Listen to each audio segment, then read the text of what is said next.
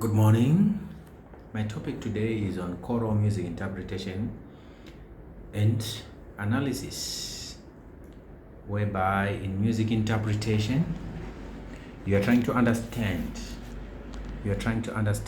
what is it that makes up choral music and what is intended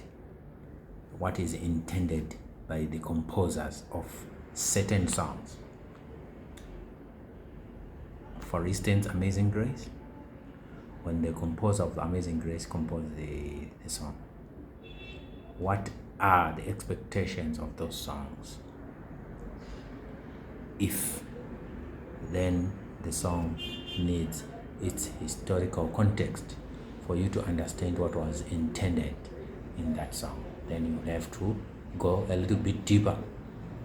But then what I'm going to explain today is about the aims and objectives with regards to music or choral music interpretation. There is a very big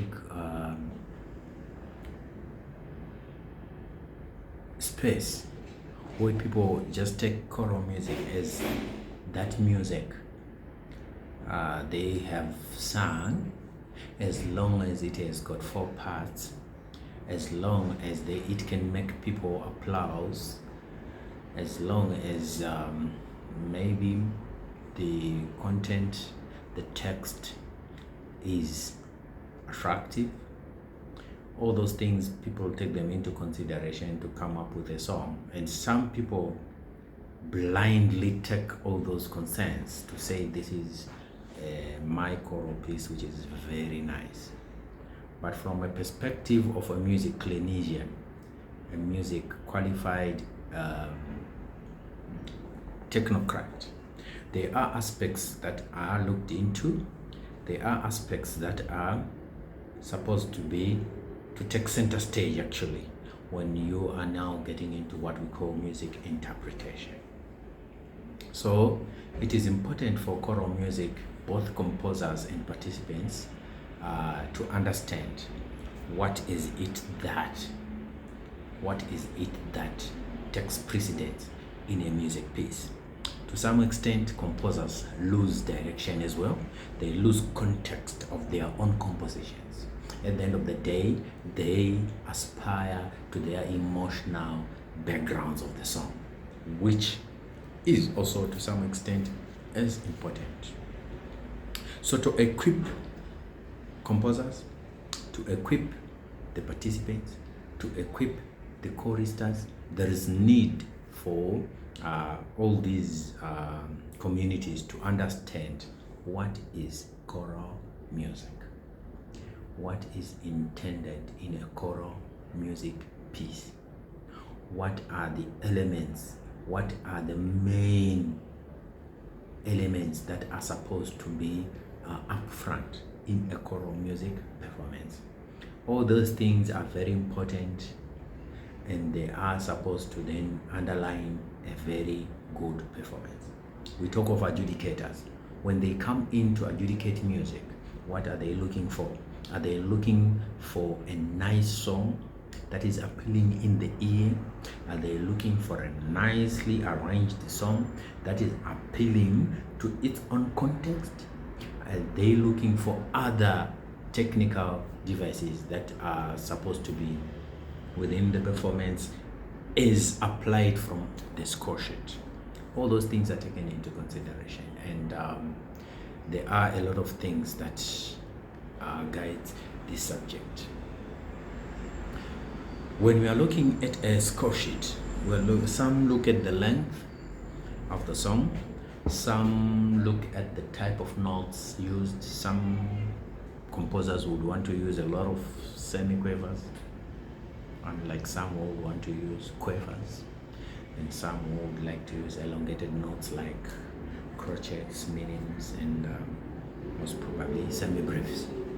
Okay, what makes a composer come up with such type of notation or such type of rhythms? Is it by coincidence? Is it by what can I say? some composers just like semiquavers. Okay, there is a composer who, when he writes a song and the song has got crotchets, he will say, no, I don't have a relationship with this song. There are such types of composers, and when they are given tasks to compose, that's their main spine of their compositions.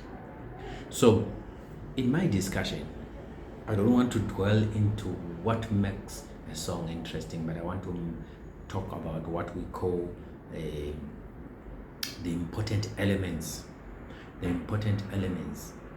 that can equip everyone who is interested to develop himself or herself in the path of choral music.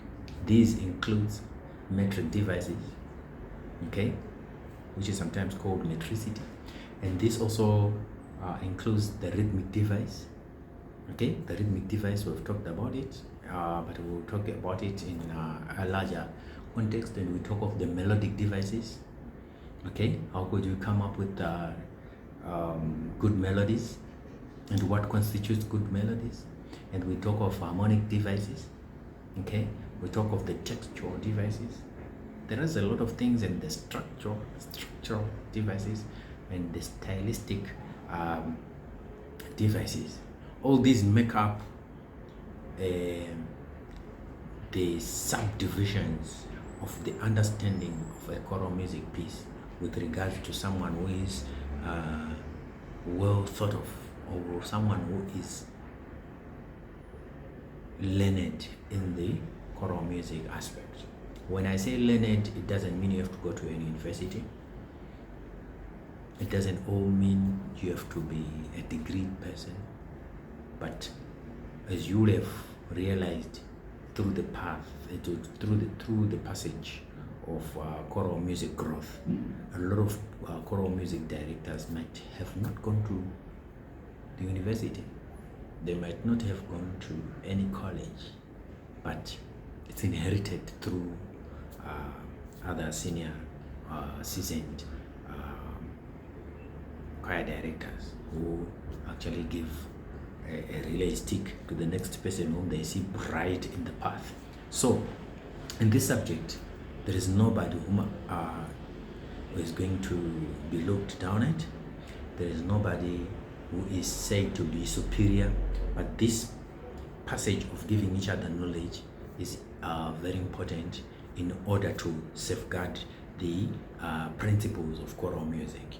So there is need to improve choral music performance, enlightening the difference between a presentation and a performance. So at the end of the day, when we have understood all those devices I've mentioned about, then we will then come up to another forum where we now talk about the choral performance or a choral presentation. Those have to be differentiated. How do you then become to say this is now a very good performance? Now I'm still at a presentation level. All those levels will be discussed in detail in the next chapter. So from this first chapter, where we are going to introduce the choral music principles and expanding the scope on the music interpretation, we need to get to understand what are the basics. So we'll start from the basics, then rise up the ladder until when we have created a stage where we are now going to discuss about the presentation and performance of choral music. Otherwise, thank you, subscribe and ask as many questions as you want. Subscribe and comment and maybe hint on whatever you would want us to talk about. Thank you.